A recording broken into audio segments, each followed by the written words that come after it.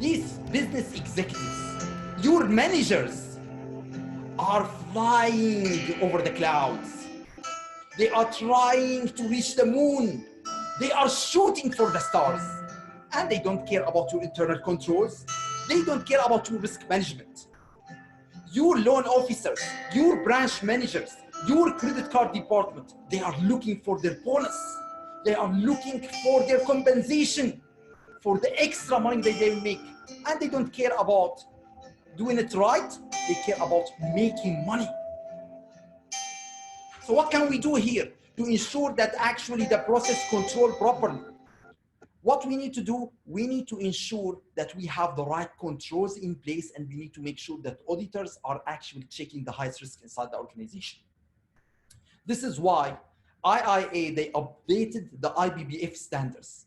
So the IBBF standard is the International Professional Practice Framework that auditors all over the world, they have to follow when they are conducting internal audit.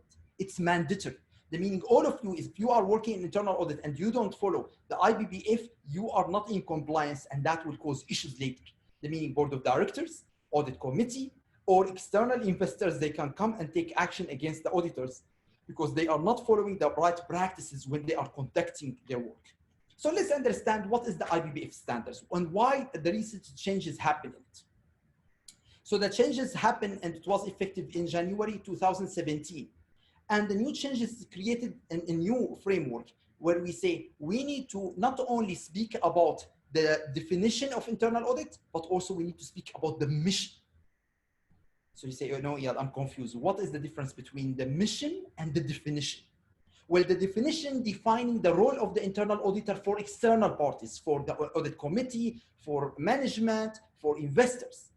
But when we are speaking about the mission, mission is all about telling internal auditors what is their mission, what they are standing for, what they need to do. So not only that, they have the standards, and then they added something called core principles. So you say, yeah, no, I'm confused. What is the difference between the standards and the core principles? Well, the standards are what you need to do, but the principle is all about how you need to do it. You say, no, I'm still confused. So let me explain it to you in a different way. When I traveled to Malaysia and I took a taxi from the airport, the guy was driving. And when we reached red traffic light, he continued driving. I said, hey, it's a red traffic light, you will kill us. He said, don't worry, I'm in Malaysia and I know how to drive. I said, okay. We reached another red traffic light, he continued. I was really scared, but when we reached a green traffic light, he stopped. Then I asked him, why did you stop? He said, another Malaysian is passing by. So he said, here in Malaysia, no need for us to follow actually traffic lights. Why? Because we actually figure it out ourselves. So this is why we say traffic lights are the standards. You need to follow the traffic light standards. You need to have the proper way for internal auditors to conduct their job. Now you tell me, yeah, so what's the meaning of principle? So one time I was actually with another taxi, but downtown Malaysia. Downtown Malaysia, they have police, they have cameras. So when it was red, the guy was stopping. He can't actually cross. But when it was green, the guy also didn't cross. So I said, hey, the traffic light is green, why don't you go? He said, no, you don't understand. I have not only to follow the standards, but also I have to follow the principles. I said, what do you mean also the principles? He said, the principle of traffic, if the traffic in front of me is not clear, that means there are still cars, I should not continue even if it's green, because I will block the road for other cars passing by and I will get a fine. Here in Dubai, we get around 400 dirham fine if you do this. If you see the traffic in front of you is not clear and you decide to continue and then you stuck, the police will come give you a fine. So this is why it's not enough to follow the standards, but also we need to follow the principles. The principles, we call it, they are the spirit of the standards. Also, they changed the recommended guidance to be implementation guidance and supplementary guidance to give more explanation to the auditors about how they need to conduct the internal audit properly, and they give additional explanation.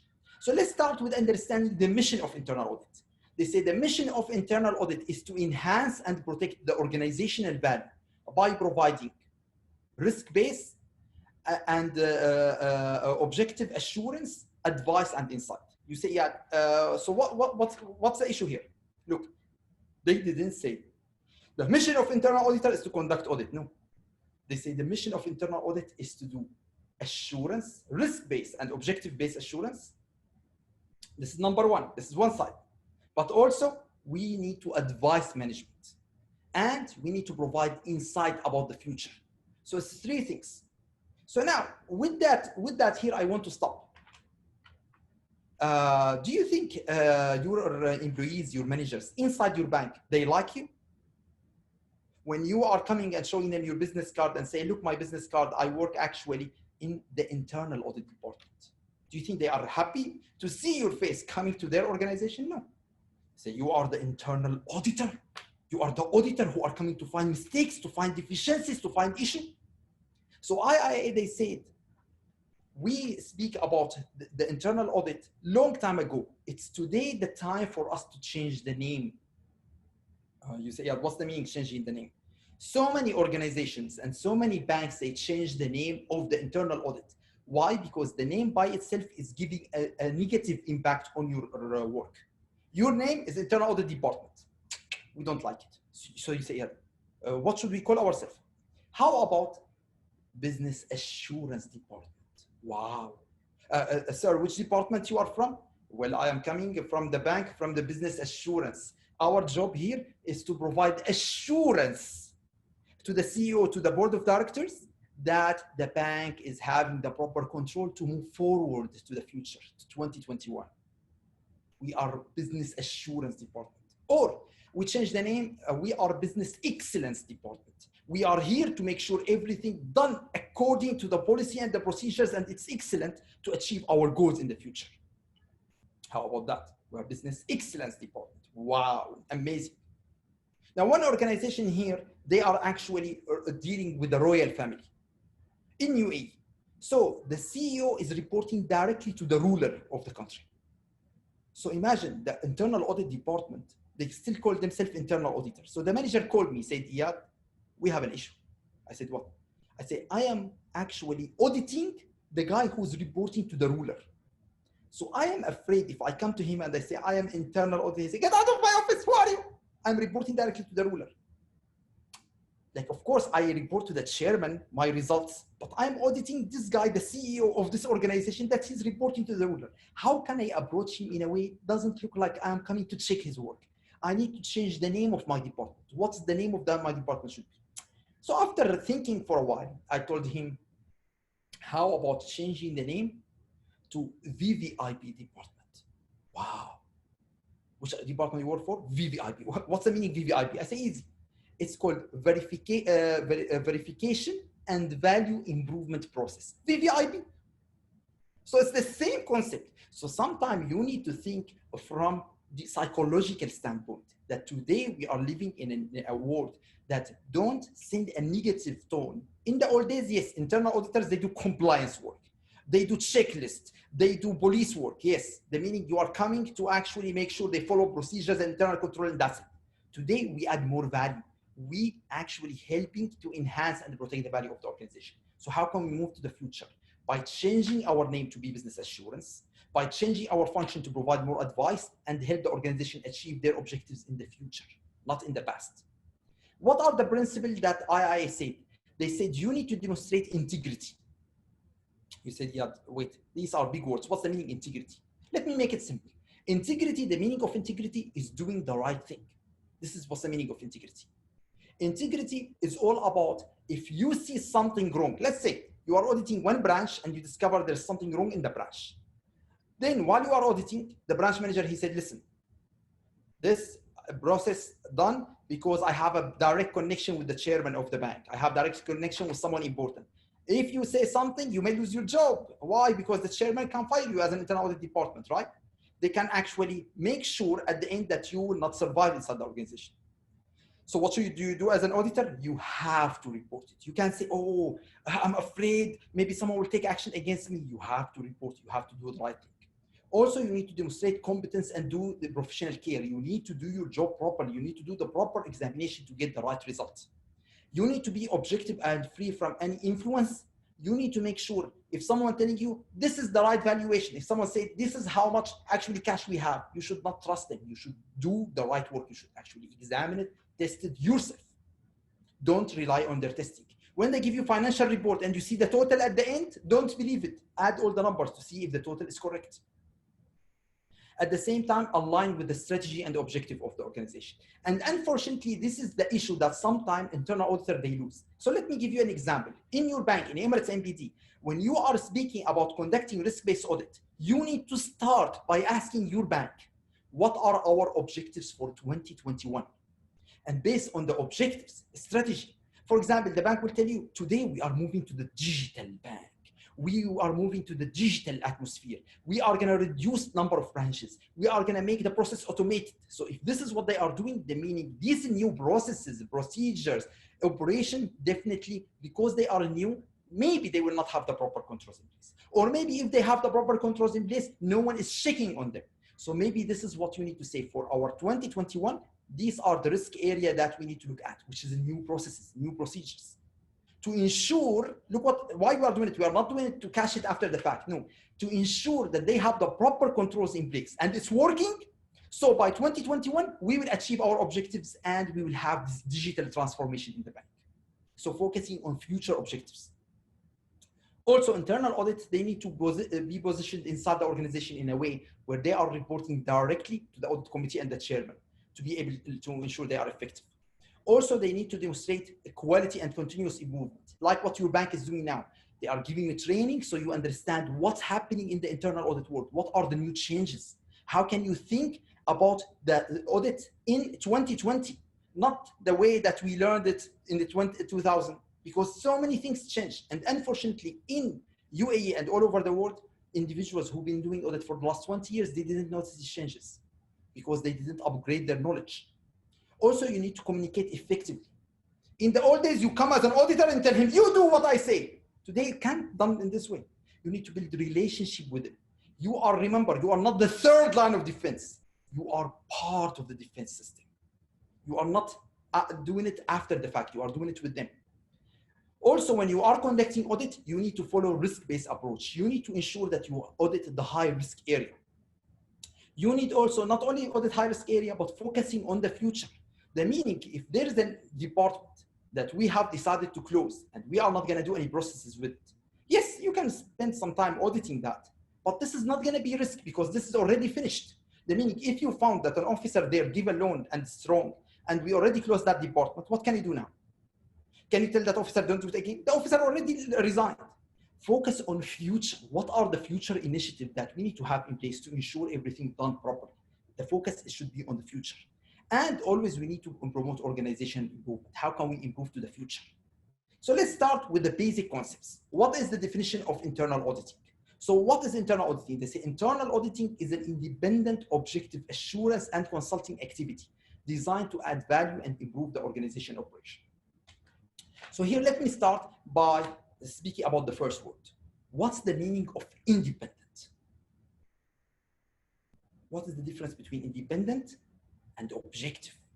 They say your role as internal auditor, like we discussed at the beginning, is what? Is to ensure that these executives, who are these executives? The astronauts.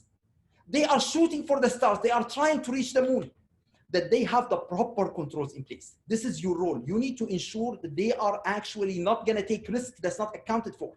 For example, they are so happy, they want to give the loans, they want to get the contract, they want to do the merger. Here in UAE, we have so many mergers. And after every merger, we discover so many risks happen, so many fraud, non-compliance, money laundering. Why? Because during the merger and acquisition, we are so busy doing the merger regardless of anything. And then things will slip, things will not be checked. We move on, and then disaster will happen. So it's not about just achieving the goals, because if this guy reached the moon and he got no oxygen back, what will happen? He is gonna die on the moon. What about if he reached on the moon and he's looking at the earth and he can't fly back to earth? Because he was just focusing on reaching there, but he got no idea how he's gonna come back. So first, let's start. Internal audit should be independent. What's the meaning independent? The meaning internal auditor should report to the board of directors related to anything related to their functional reporting, and anything not related to internal audit need to be reported as administrative reporting to management. So this is what we call dual reporting. Without having the proper independent direct reporting to the board of directors, you will not be able to do your job. You should not be reporting to executive or management. Number two, you need to be objective. What's the meaning of objective? You should not have conflict of interest. You should not have conflict of interest in relationship. You can audit someone who's your cousin, or activity. You can audit someone that you have investment with, or you are doing business with. This should be, in fact, the meaning you are not actually his cousin, and also in appearance. You say, yeah, what's the meaning in appearance? The meaning, you can't go audit someone and then they see you over the weekend doing fishing with him. So they say, how come you are auditing him, but you are his friend? You say, but yeah, all the employees in our bank, we work in the same bank, and sometimes we go have lunch. Yes, you need to be careful. Why? Because in that way, it will be perceived that you are a very close friend with this person, and then you are coming to audit him. So everyone will say, oh, come on, he's not gonna really audit him. So you need to ensure that you have that line. If you actually become so friend with the management, it's an issue. And also, if you are not friend with them, it's an issue. You need to ensure you are working as a professional person, not as a friend or as an enemy.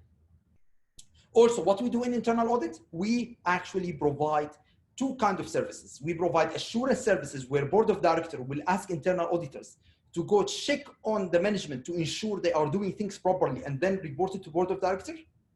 And we have consulting services where you, as internal auditor, working with the client directly to help them without actually involving the board of directors. And what are the functions that you audit? You audit three functions. You audit the internal control, you audit the risk management, and you audit the governance. Now here, let's speak about something that's interesting. Why we are saying that internal control, risk management, and governance, they are interrelated? Because we need to understand the core, the bone of the organization. The bones of the organization is the internal control. Internal control will help you in two things. Number one, will help you in ensuring the organization will achieve its objectives. And number two, will help you that the organization will manage their risk. So these are the two concepts, ensuring the organization will manage their risk and achieve the goals. But when we speak about risk management is completely different. Risk management will only help the organization manage the risk. It's not necessary when we do risk management, we achieve the objectives. The meaning your bank can manage all the risk, making sure all the controls are, making sure all the procedures are in place, making sure they are not taking any risky investment. But do we have customers or not? I have no idea. Are we making money? I have no idea. But we are managing the risk. The meaning we are actually ensuring that no one is gonna give a loan without a proper risk management. No one is going to take a customer that's going to cause anti-money laundering risk. But at the end of the day, we are not sure if we will achieve the objective and make money or not. Compared to governance, the main objective of governance is to ensure we achieve the goals. So this is why we say most of the procedures we have inside the organization, they are interrelated. They mean they are internal control, risk management, and governance at the same time. So let's start with the first one. What is the control process? They say the control process is the policy and the procedure, both manual and automated, and the activity that are part of the control framework designed to operate, to ensure that the risk is contained within the appropriate risk inside the organization. So the meaning, when you are going to the organization, when you go to the bank, you need to go and audit these controls. Now, before I move in, how do you audit these controls? You as an internal auditor, you have two approaches. The first approach is what most of auditors will do, not only in UAE, all over the world. We call it stupid auditing. I know you will not like this word, but stupid auditing. What's the meaning of stupid auditing? Stupid auditing is very simple. Stupid auditing, you come to the organization and you ask them, what are your policy and procedures? So you come to the organization and you say, I want to know your policy and procedures. So the organization will give you the policy and procedures. So for example,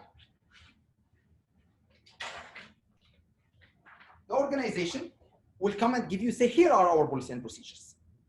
And you say, wow, great, amazing policy and procedures. So you go over these policy and procedures and you read it. And after you read it, you go to the head of operation and ask him, can you tell me what are the policy and procedures you are following? He say, hey, are you stupid? I already told you, here. I said, no, you give it to me. I want to hear it from your mouth. Why? Because I want to know that you know what you are doing. So he will tell you something different than the policy and procedures that you have. Then you tell him, wait. You give me the policy and procedures, but what you say is actually different than this policy and procedures. He say, okay. So he said, you have two options. The first option, you change the policy and procedures to match what you are saying and get approval from management so we can update this? Because what you are doing, what you are saying is different than what's happening, or you actually need to follow the policy and procedures. So this is the first scenario. Now the second scenario is more interesting. The second scenario, you look at this policy and procedures and you ask him, then he will tell you, yes, we are actually following the policy and procedures. So after that, what will happen when you are saying, yes, I'm following the policy and procedures, you go and you tell him, now we need to do testing. And this is where I said stupid testing. Everything we said before is correct, but now we get to the stupid testing. You take this policy and procedures and you go over operation. Policy number 1, yes, check. Policy number 2, check. Policy number 3, check. Okay, check, everything is great. They are 100% following the policy and procedures. And you are so happy. You report to board of directors, you report to management, everyone is happy, everyone following policy and procedures. Now you say, yeah, wait, why we call this stupid auditing? Why? Because my friend, these are the policy and procedures that your bank implemented 12 years ago. That in today's economy is not helping the bank actually achieve their objectives. Is rejecting so many of customers that he should not reject, is making the life of operation disaster, is delaying the process. And you came to make sure that these guys are following. And these guys, they told management, these guys, they told auditors, we don't want to follow these policy and procedures. These are not helping us achieve the goals. But you said, no, you follow whatever written here because board of directors approved this and you have to follow it. We don't care. So you say, yeah, how can we make it smart auditing rather than stupid auditing? How can we do smart testing for internal control? You do it in this way. You come to the organization and you ask them, not what are your policy and procedures? No. Remember, you ask them, what are your objectives? So they tell you, these are our objectives. This is what we are trying to achieve. Remember, I said you need to do risk-based and objective assurance, not control compliance assurance. So you ask them, what's the objective? After they tell you what are the objectives, you ask them, what controls you have in place to ensure you are going to achieve these objectives? Then they give you these controls. Then before you do the testing, you tell them, what? These controls are not going to help us in achieving the objectives. So if you are doing them and you are not doing them, doesn't matter because these are actually making our operation crazy. So what you need to do, our recommendation is actually smash these internal controls. We don't need internal controls and let them go and implement the right internal control that will help us achieve our business goals. And this is what we call audit assurance. This is what we call business assurance, that you need to audit the controls to ensure the organization will achieve its objectives, not checking stupid checklists to ensure that everyone is following the policy and procedures in the right way. So how can we audit this control process? Number one, we go and look at the established standards. We ask the organization, what are the standards? If these standards they implemented, they are effective, they are helping us in achieving the objectives, now we say, great, these are great. Now we imagine, we look at what? We look at the performance. We go and look at the performance to see if the performance is matching the standards. If the performance is not matching the standards, we have a gap. So we need to analyze the gap. And after that, if actually two options we have, we can change the performance to meet the standard, or we can adjust the standard to meet the performance. So this is exactly what we do. So we need to identify exactly inside the organization what is the right approach. So I'll give you an example. You go to the organization and you say, what are the working hours? They say 8 hours. Then you discover employees are working for 7.5 hours. So there's a gap. We need to fix that. Some organization in the Arab country, what we do? We change the standards to meet the performance. So we say the working hours is 7.5. So in that way, it's okay. But what we really need to do, we need to see, maybe we need to change the performance to meet the standards. And this is how we look at the control process when we are examining these issues. All right, if you have any questions, you can send them now because we are going to start the question and answer session after 10 minutes. So any questions and answers related to what we discussed before we finish the session, after 10 minutes, we try to address it. So you can from now start writing them in the question and answer, so you'll save time for later. Now, let's speak about risk management. What is the definition of risk management? They say risk management is the process to identify, assess, manage, and control potential events See, the main idea here is we are trying, number one, to identify the risk. What are the major risks that are affecting our organization? Then we need to assess them to say which one is high, which one is low, which one is medium. And then we need to understand how can we manage this risk to be able to ensure that the organization is going to achieve their goals.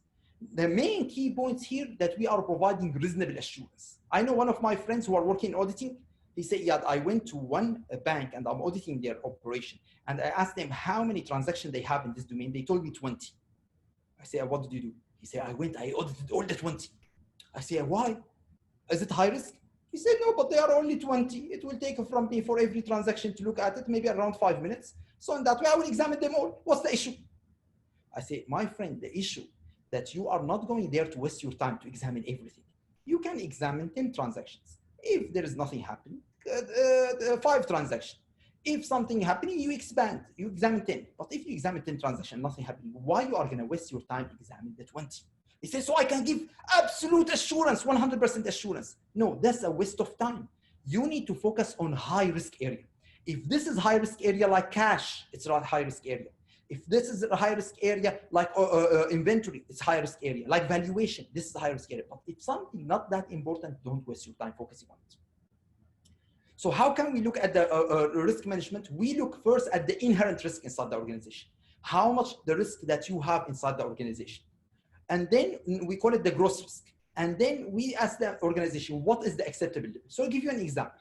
The guy who's working in Carrefour, his salary is around 1,000 dirham. But actually he will have in his cash register more than what? More than 300,000 every day. You can consider it like a teller. His salary is not so much, but at the end of the day, he got so much money in his cash register. So what do we do to ensure that we reduce that risk? So what they do in the banks, they implemented so many things. But look at Carrefour, because Carrefour, it's more relevant.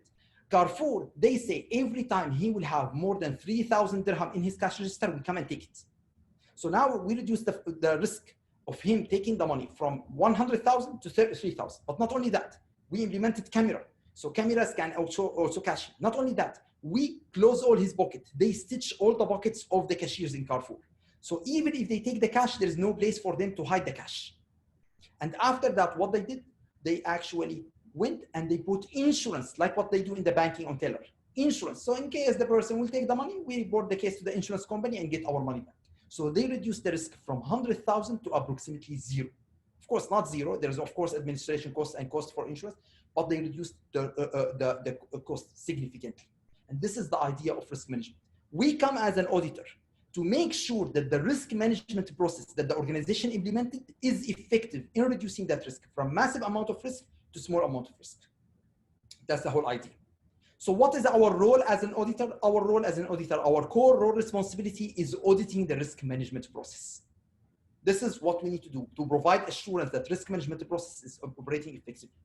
And also we play an advisory role in what? In ensuring that we are helping management in identifying the risk. We are helping the management in consolidating the report. We are helping the management in figuring out, the different approaches they can take, but we don't take any responsibility. We don't make any decisions. We don't actually determine the risk appetite or provide assurance over risk.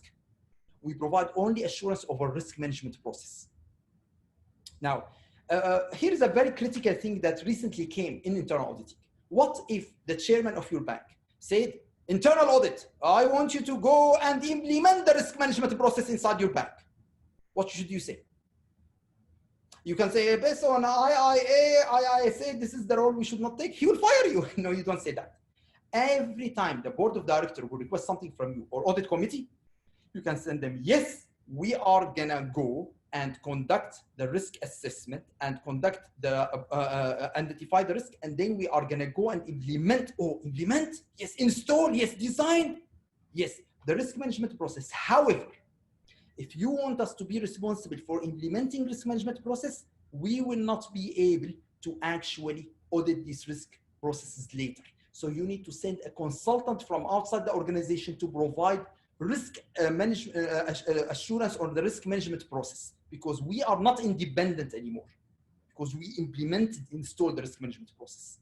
So be careful. IIA said, and all the new changes in the standards say, that today, if board of directors requested from you as an internal auditor to do anything IT, risk management, anything inside the organization, compliance work, you can do it as long as you communicate to the board of directors that today we are not independent because the functions we have implemented, we are not allowed to audit it after 1 year pass by. So the standard will say after 1 year you implement the risk management, you can start auditing that.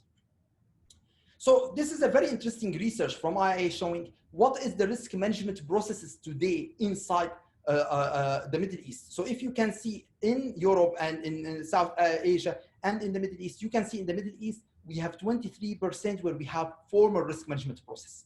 And more than 50% of our risk management process is actually informal. Meaning we don't have risk management department, it's done informally. Sometimes they give internal auditors some of the stuff to be done.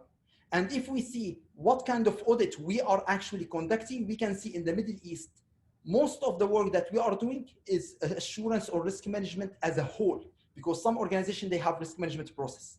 And some of the work, which is around 45%, because organizations, they don't have risk management process, we are advising them to help them implement future risk management. And sometimes we are only auditing individual risk processes because they don't have enterprise risk management inside the organization.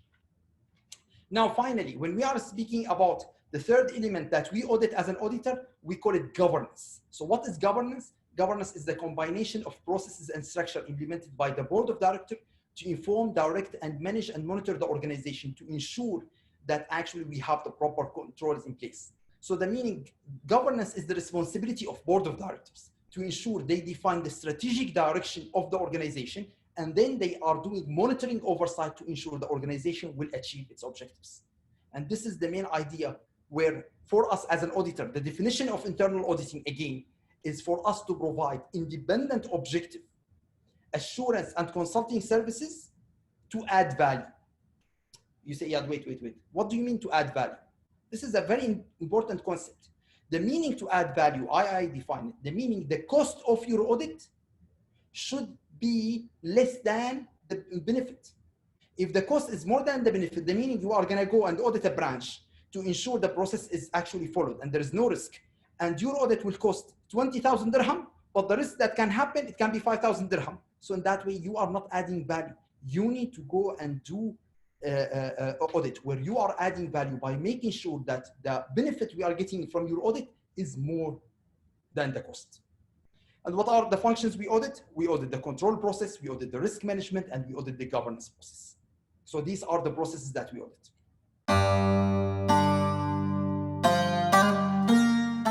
Now our topic is a very interesting. It's related to understanding how can we look at the changes in the standards related to internal audit. So some of you requested to understand exactly what are the changes that IIA they have done in the recent publication of their standards. So the major changes that they have done is the following. IIA, they say that we need to understand exactly the role of the chief audit executive. We need to understand that chief audit executive, sometimes they will be taking role more than just conducting a normal audit. You say, yeah, what's the meaning more than conducting a normal audit? So let's review the core responsibility of internal audit. They say the core responsibility of internal audit is to do the following. This is the core. The core responsibility is to provide assurance to the board of directors that operation is done according to the plans, according to the objectives, according to the control, to the procedures. This is the core role of internal auditors. And also they say one role that's very highly recommended that internal auditors, they need to actually do what? They need to actually help and advise management about implementing the best practices. They need to look at the emerging risks that are happening in the future and what they need to do about it. They need to actually go and help the organization figure out what are the best approaches that they can implement related to internal control, risk management, and governance. So in that way, they will be able to help the organization reach their objectives and add value. But sometime in the old days, we said that internal auditors should not conduct anything beyond internal auditing. The meaning conducting audit is okay, conducting advisory is okay, consulting is okay. Going more to installation, implementation, being part of the process is not recommended at all. However, IIA in the new standards said, no, now chief audit executive, they need to look at the value proposition. They need to look at how much actually this is going to add value to the organization. If we make the organization actually conduct issues more than just conducting what? more than just doing internal audit. So for example, if they ask you to help them in implementing risk management, oh, in that case, you are not going to be independent. Yes, I understand, but this is something that you need to consider. Maybe it's a good idea for you to help them in implementing risk management. If they ask you to actually go and help them in implementing the new IT system, you say, but no, we're not responsible for implementation. Yes, but if this is going to add value, maybe you can consider it. So this is why every time the board of directors will ask you and they will say, we would like you to actually help us in doing certain implementations, you need to consider if this value proposition is something that is going to add value.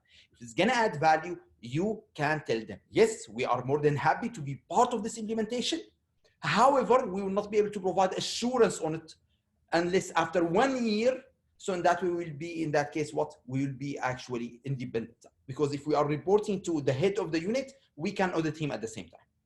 Now, one person will ask me a question, Iyad, why IIA, they change their way of thinking when they are speaking about before, no, don't conduct any work, to today saying yes. And why management should not actually bring an external consultant, right? We can bring an external consultant who will help us in installing risk management and implementing IT system. Why internal auditors should do it? Well, to answer your question, the main reason is internal auditors, they've been in the organization for a long time and they have good understanding of the practices. They know exactly what's going on inside the organization. And that will really help everyone in understanding how this implementation needs to be done. Compared when you bring external consultant, he got no understanding of the process, and in that way he will not figure out exactly how these issues need to be implemented. And that's the main idea why they decided to go and bring the internal audit to do it rather than hiring an external consultant. And I said, as long as you clarify to management and everything is clear, that to management and to the board of directors that you are not going to be doing any assurance on this function, you are okay to go and take this role beyond internal audit. Now, the second new standards that IIA added, they say, how can you handle objective impairing engagement, where you are conducting an engagement and you are working as a consultant, and then they ask you, can you help us in implementing? Can you help us in installing? But remember, in this engagement, you are working as a consultant. You have consulting engagement. So how can you figure out that red line without crossing that red line and conducting something that you should do? Give you an example. If you are working with management and management, they are trying to calculate what is 1 + 1, and they couldn't figure it out. So they ask you, hey, auditors, can you help us? What is 1 + 1? So you come as an auditor, you say 1 + 1 is 2. You give them 2. Is this correct? No, this is completely not correct. You say, yeah, no, wait. You said we need to help management. We need to be consultant to management. Yes. When management, they ask you to implement an IT system for your bank. When management, they ask you, what can we do now for security measures related to Corona situation for our bank? You don't go and give them the solution. You don't go give them the answer. Why? They are going to take that solution, implement it, and then after that, when a mistake will happen, they will come, hey, internal audit said that. So that way, they are going to blame the internal auditor and say it's the main reason for the issue happening is the advice of the internal auditor. So what should you do? Well, the solution is very simple. If they ask you what is 1 + 1, you say, here's a calculator. You calculate it yourself. The meaning, when they are going to ask you for a solution for the problems that they are facing because of your audit, because when you audited the function, you discovered there are deficiencies. So then you told them in your recommendations that I recommend you to fix it. So they say, we don't know how to fix it. Do you know how? This is why you should not tell him how to fix it. You can tell them, for example, based on the research that has done by the central bank in UAE, most of the banks, they implemented this solution, and some other banks, they implemented these solutions. These are the advantages and disadvantages of the first solution and the advantages and disadvantages of the second solution. And based on all that, we can tell you that you need to look at your operation because you are running the business. You are the business owner and you are going to decide which solution you are going to implement. And that's the main idea. You are not going to go and actually make them implement something. You are just going to advise them about the possible solution and then they make the decision. But you don't tell them what to do.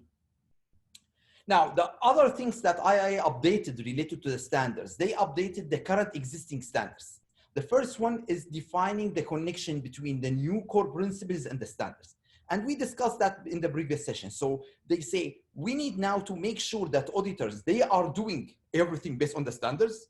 They have to follow the standards, but they need to look at the principles, which is the core principles, the meaning, the spirit of the standards. So you need to have the proper integrity. You need to be doing your work in a professional way. You need to conduct smart auditing, like we discussed yesterday, not stupid auditing, stupid checklist.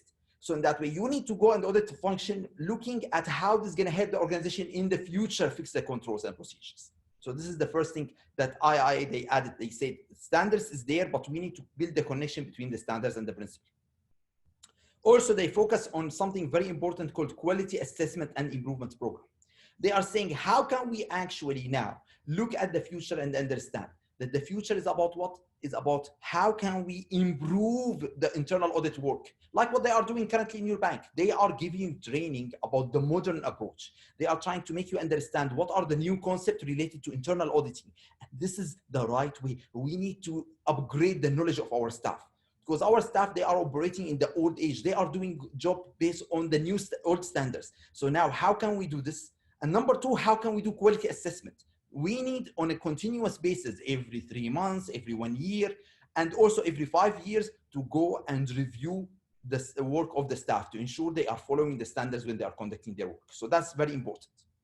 Now, number three, they were discussing about the communication between the chief audit executive and the board and senior management.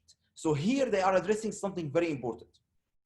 They are saying, what is the reporting relationship between the chief audit executive, the board, and senior management? And we discussed that yesterday, that you need to ensure that the board of directors are actually on top, and the internal audit, they are reporting everything related to internal audit directly to who? To board of directors, not to senior management. So you say, yeah, but isn't this clear? Of course, internal audit, they are going to be independent and they are going to report directly to the board of directors. But I will tell you, not really. You say, what's I mean, not really? Let me explain to you when we speak about countries, right? So this is interesting when we speak about countries. When we are speaking about country, there is one Asian country, and in this Asian country, the unit that's responsible for investigating corruption, the Corruption Commission, they were actually not reporting to the government, but they were reporting to the prime minister. Okay, so if they are reporting to the prime minister, the meaning, if the prime minister is doing fraud, can we investigate him? No, because the prime minister is going to fire the head of the Corruption Commission. So because there is no right way of communication, there is no direct reporting to the government, all the information are going to go through the prime minister. In that way, we have an issue in that country because the prime minister was doing fraud and doing corruption, and no one can stop him because the unit responsible for investigating him is reporting to him. And this, unfortunately, what happened in some organizations. Most of the banks, they don't have that issue, but in some privately run organizations, some government. But look, for example, in US. In US, the FBI, they don't report directly to the president. They report to the federal government. So in that way, they have the right to investigate the president.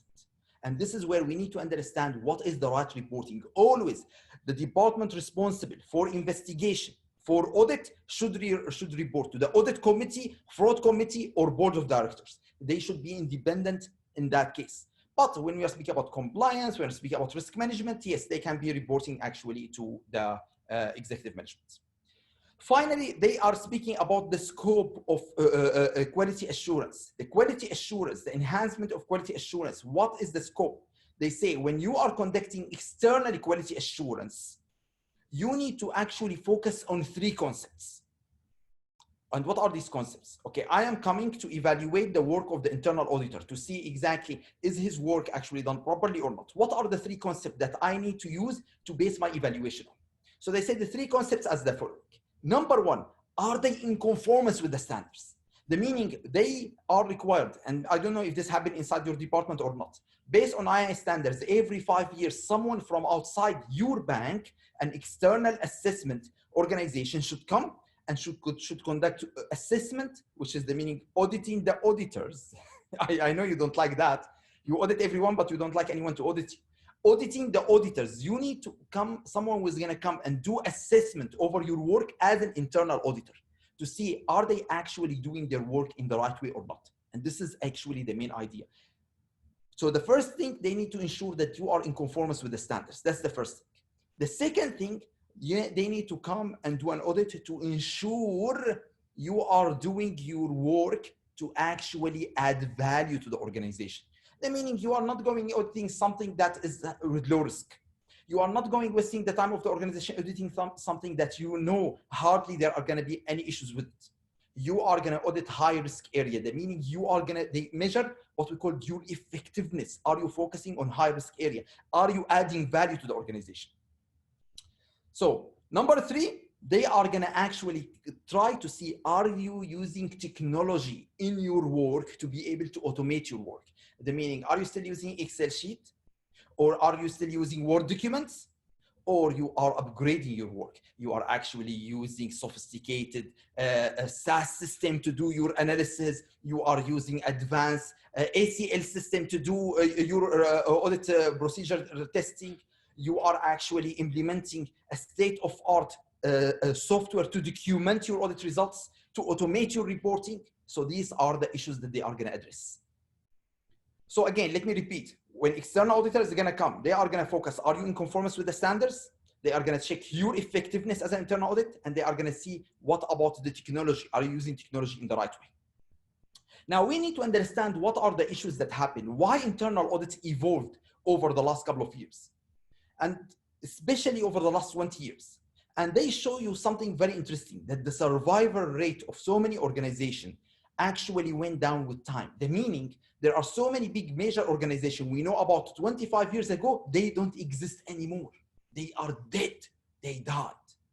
And why they died, everyone wondering what's going on, why this organization they died? They say the main reason why they died is the following. Number one, because they are so old. Yes. Look how interesting this research. They will show you organization, they have chances of failure 25% on the first year. On the second year, 36%. On the third year, 44%. So the more you are actually maturing as an organization, the more your chances that you will die, you will not survive the future. And this is something very interesting. Today, they are speaking maybe Facebook will not survive the future. They are speaking maybe all this big organization like Uber is not going to survive the future. Why? Because at the beginning, growth, more opportunity, more projects. At one point, you are maturing and then there's no new ideas. So in that way, you may die. You may end up like Kodak. So what happened with Kodak? One engineer came to the executives and they say, listen, we have the new next idea. We have digital photography. So board of directors, they said, no, what digital photography? This is going to kill our business. So in that way, don't think about it. So someone else came up with the idea and then Kodak, what happened to it? Collapse. So they say the first concept why some organization will collapse is and end up dead because they don't innovate. This is your heart rate. If your heart rate is slowing down and you don't change your heart and replace it with a new heart, you are going to end up dead. The meaning you need to take risk. So again, this first reason why someone will not survive if they don't take risk and they end up dead here.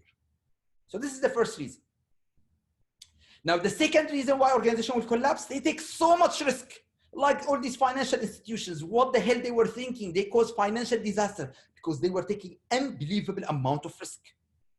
So now I'm confused, right? So you say, yeah, the first reason why organization collapsed because they didn't take enough risk. And the other reason, they took so much risk. So the question here, what they should do? And where is the role of the internal auditor? Why the hell internal auditor is not actually involved in the process, is actually making sure that executives are not taking so much risk or they are taking enough risk for them to survive? Well, there are two answers to this question. The first answer, that maybe auditors are not involved in auditing the risk management process. So this is why they can't actually see exactly what's going on with the risk management inside the organization. Or the second argument, that internal auditors audited and say everything's okay, then the organization collapse. Well, I like the first one. The meaning, in the last couple of years, we can see that internal auditors, they are not anymore auditing procedures, controls, policy, processes. No. Today, internal auditors, they are going inside the organization and they are trying to audit the risk management process. They are going inside the organization and trying to understand exactly where are the risks that the organization is facing and how they can actually address these risks. How can they actually assess if this risk is high, low, and medium, and how this risk is going to impact the objective of the organization. And then they are going and asking management, what kind of risk management you have in place to manage that risk? And then they are going to test these risk management processes to ensure that management having the proper risk management, and these risk management are working to reduce that level of risk to acceptable level. So in that way, they will be able to achieve the objectives. So this is the new things that auditors are doing. Auditors today, they are not focusing only on compliance and controls. They are focusing on risk, and they are focusing on strategy. So now we need to understand exactly what is the internal auditor knowledge related to this emerging risk. What are the meaning of these emerging risks? We can see so many risks related to what? Related, for example, cybersecurity risk. So what's the meaning cybersecurity risk? We can see today that cybersecurity, especially in the banking sector, considered a big issue. So how can we ensure that actually executives are actually implementing it in the right way? If we, as an internal auditor, we have no understanding exactly of what is the right process to be implemented. And that's the whole issue. If you don't have the knowledge related to cybersecurity, how you are going to audit cybersecurity? This is why ISACA created a special certificate for who? Created certificate for what we call it internal auditors related to cybersecurity. They call it CSX, Cybersecurity Nexus. It's just to help internal auditor gain this knowledge related to cybersecurity risk. Remember, our main objective of this course is conducting risk-based audit. So how can you assess the risk of cyber attack inside your organization? How can you assess the risk of IT security breach inside your organization if you don't have the basic knowledge to understand what is going on in the world related to cybersecurity? So this is one of the things that internal auditors are lacking and they need to improve. Now look at this interesting research. They say, what do consumers think about the biggest cause of the recent financial crisis? And they say the main reason, 59% of the reason is the internal culture. It's the culture. Why our banks are collapsing is the culture. Why the whole financial crisis is happening is the culture. Why Corona is happening now and is increasing is because of the culture. If you don't have the right culture in that country, in that organization, disaster is going to happen. And this is why the main focus today in COSO, in internal audit, in internal auditing, in compliance, in governance, in everything related to all these things that we have inside the organization, always should start with culture. First, number one, you need to fix the culture. If you fix the culture, you can fix everything. And this is why auditors, they are now responsible for auditing the culture. You say, no, wait yet. Now I'm confused. You are asking me that I'm going to go to the head of internal audit and I'm going to tell him, Mr. Amir, next 2 weeks, I'm going to go to this branch and I'm going to spend 3 days auditing the culture. He's going to say, what do you mean by auditing the culture? Do you know what's the meaning of culture? Culture is how employees are thinking inside their brain, how employees are behaving, how employees are actually doing things on a daily basis. When you are going to go, they are going to behave in the right way. They are going to talk in the right way. They are not going to tell you what is inside their mind. They are going to change their behavior.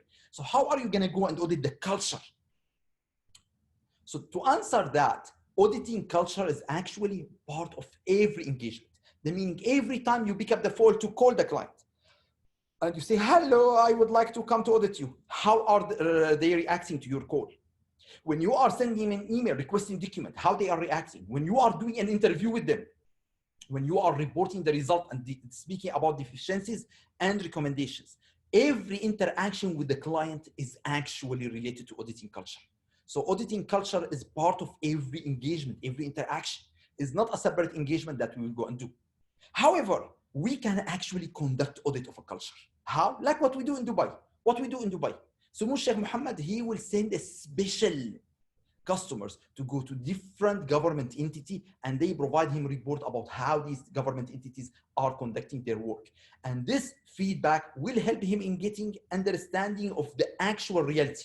Because if he will go and visit that government entity, everyone will be in order, everything is clean, everything is done properly.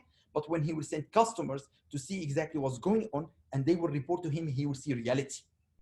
But one of the interesting approaches that they implemented in Canada or in US, they have a program called Undercover Boss. With Undercover Boss, the CEO of the organization, he would like to go and work in the front office. He will change his look to see what's going in reality, what's going on inside their organization. Now, there's another approach of auditing the culture, which is, what is that approach? How can we ensure that we audit that culture? And why it's very important to audit the culture? We discussed that before, because culture can eat strategy for breakfast. So what is the other approach? Called control self-assessment. What is control self-assessment? Control self-assessment is for us to make management assess their self and assess the culture. You say, yeah, wait. If we are going to ask the management in the branch to assess the culture, they are saying, our culture is great. No, no, no, no, no. This is not the idea. The idea is like this. In one of the banks, to give you an example of the culture, in one of the banks, they said all the employees in that bank, they need to wear a tie with a certain color. It should be orange color. And the bank give the ties to all the employees to wear it in orange color. This is in one of the banks in UAE. You know which bank I'm talking about, orange. Now, they want to assess the culture. Why? Because the lady, they told her, you don't wear a tie, you wear scarf, orange.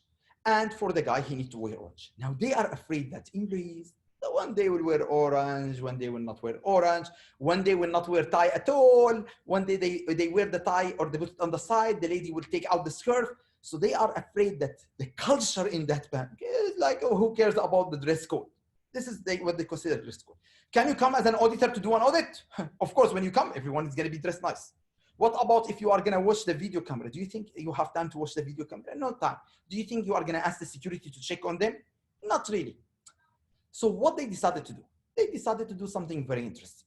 They sent a survey to everyone in that branch. And out of all the questions in the survey, one of the questions, do you see all employees are actually following the dress code, meaning they are actually wearing the tie and the scarf?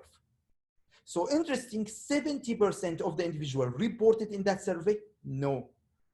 They are not speaking about themselves. Maybe they follow, but they are saying others in the bank, they don't follow the dress code. So now, based on just that, we can actually understand that the 70%, they are not following the meaning. The culture is actually not right related to the dress code. We need to address this issue. So the main concept, again, to control self-assessment, that how can we make them assess their operation? And what is the reason why we need them to assess the operation? Because for us as an auditor, sometimes we don't understand the operation. We don't understand the risk. We don't understand the control. They are in a much better position to understand the controls and the culture, and they give us feedback about it. And then we can verify this feedback. So this is one way to conduct control self-assessment. There is a certificate before about it with IIA called a certificate in control self-assessment. Now they don't have it anymore, but this is very interesting one called CCSA. All right, now the other issues that we need to look at the organization, especially in the banking sector, is we call it the culture of fraud. You say, yeah, no, I don't understand. What's the meaning, the culture of fraud? Can we have a culture of fraud in the bank? Yes. A very good example of it is Wells Fargo. Do you know what happened in Wells Fargo? Wells Fargo, the CEO of Wells Fargo discovered, he doesn't know about it, discovered that the employees in Wells Fargo, they are doing fraud over 5 years. What? Oh my God. Not 1 year, not 2 years, not 3 years, over 5 years they are doing fraud. So he discovered that more than 5,200 employees actually committed fraud over 5 years. Oh my God, 5,200 employees. If I ask you, do you believe 5,200 employees, they represent the culture of the bank? The CEO, he said, no. I'm so sorry. These guys, they don't represent the culture of the bank. These guys are the bad apple. Why? Because they only represent 1% of our employees. 5,000 people doing fraud is not a big issue.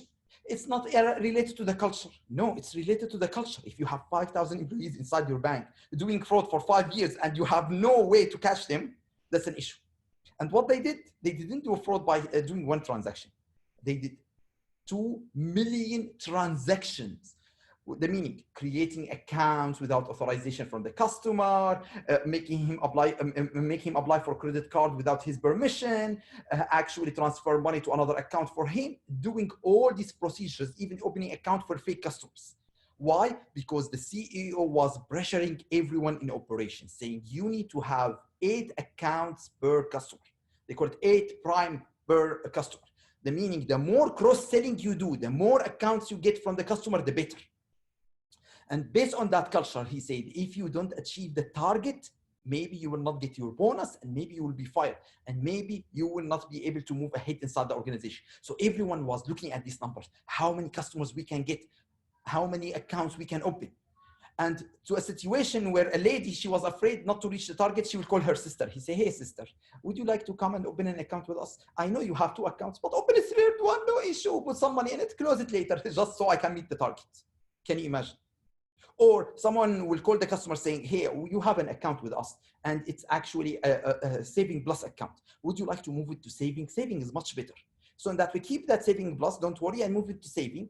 And in that way, because you have 2 accounts, we don't charge you maintenance fees. So remember that we are selling customer product they don't need, and that will make us lose money because they don't have to make the payment for the maintenance fees anymore. So with the situation, it's very interesting what's happening. Why? Because with the situation, we can see exactly that a disaster currently is happening. Why disaster is happening inside the bank? Because the pressure that's happening from the top, making everyone not only not follow procedures, not only have the bad culture, actually having a culture of fraud. And why the CEO is so happy with this culture of fraud?